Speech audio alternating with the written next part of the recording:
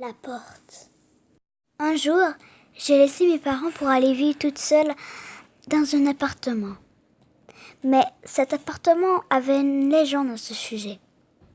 Il paraît bien que c'était un appartement de deux esprits. Mais je ne le croyais pas. Alors, j'ai été habitée dans cet appartement.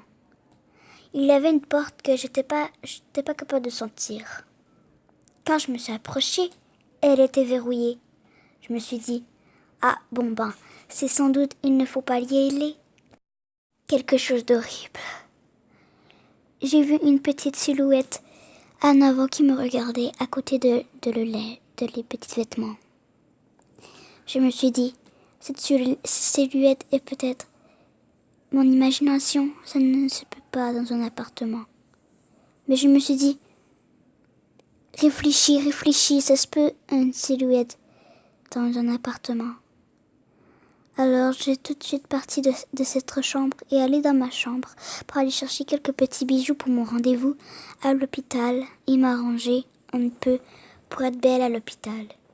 Le lendemain, pour aller déjeuner, je me suis aperçue quelque chose d'étrange. Une nouvelle raille s'est affichée devant la porte. Mais la raille avait l'air des grosses griffes qui ne pouvaient pas partir. Alors, j'ai été vérifier cette raille. Quand je me suis approchée de cette porte, c'est comme si je ne sentais plus rien sous mes pieds. Et quand je me reculais, je sentais quelque chose autour de mes pieds. J'étais en train de paniquer. Je ne savais pas quoi faire.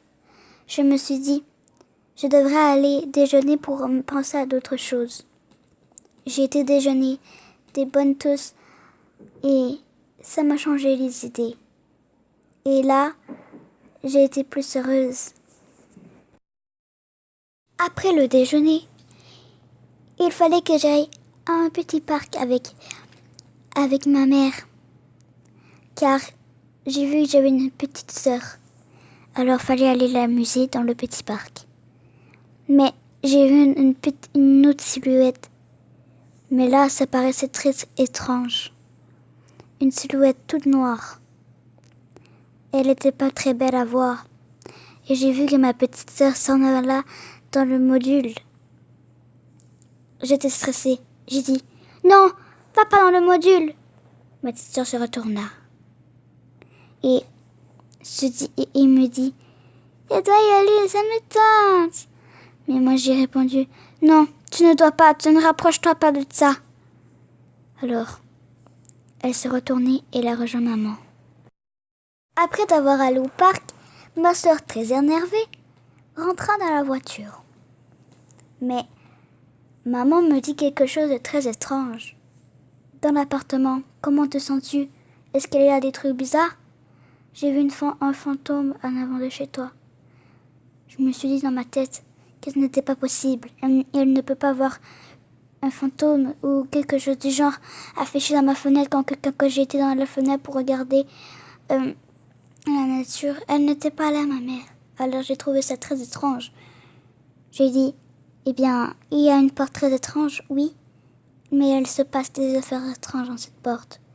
Maman m'a répondu, eh bien, je restais là quand j'étais petite et il en avait des affaires bizarres. Elle me suit. J'étais dans ma cour en train de jouer avec ma grande sœur. Quand soudain, maman m'a dit, est-ce que je voudrais avoir un petit peu de patates avec du riz? Parce qu'elle avait préparé le dîner. Je lui ai dit, non, je ne veux pas de ça, je veux jouer encore un peu. Ma grande sœur qui jouait tout le temps avec moi car elle aimait ça. Un jour, elle a arrêté. Elle a grandi. Elle n'aimait plus les Barbies. Elle n'aimait plus tout ce que j'aimais. Tout ce qu'elle aimait, c'est des jeux vidéo ou des trucs de grands. Quand je suis allée dîner, j'ai vu quelque chose de bizarre dans la fenêtre au bord de la rue. J'ai vu dans un cimetière, quand il faisait noir, j'ai vu une fille. Ça ressemblait à un esprit rouge et très étrange, avec cette pierre tombale à côté. Après le dîner, j'ai voulu voir la pierre tombale à côté. au bord de la rue. La fille avait disparu, alors je me disais que c'était un bon moment. Je demandais à ma sœur pour qu'elle vienne me voir, mais elle ne voulait pas. Alors je me suis dit, je suis grande, je dois y aller toute seule. Alors j'ai été et j'ai retrouvé quelques petits cheveux blonds bruns à terre.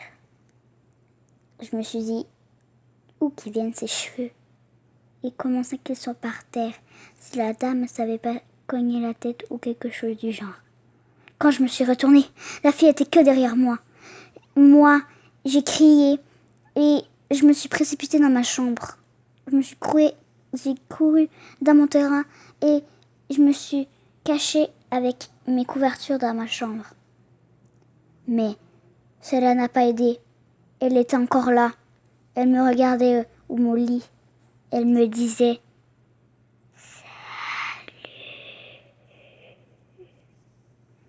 J'avais très peur. Je tremblais de mon lit. Et on dirait que ma mère savait que j'avais quelque chose. Alors elle m'a dit « Ça va ?» Mais trop tard. La fille était déjà sur moi, en train de m'arracher la peau.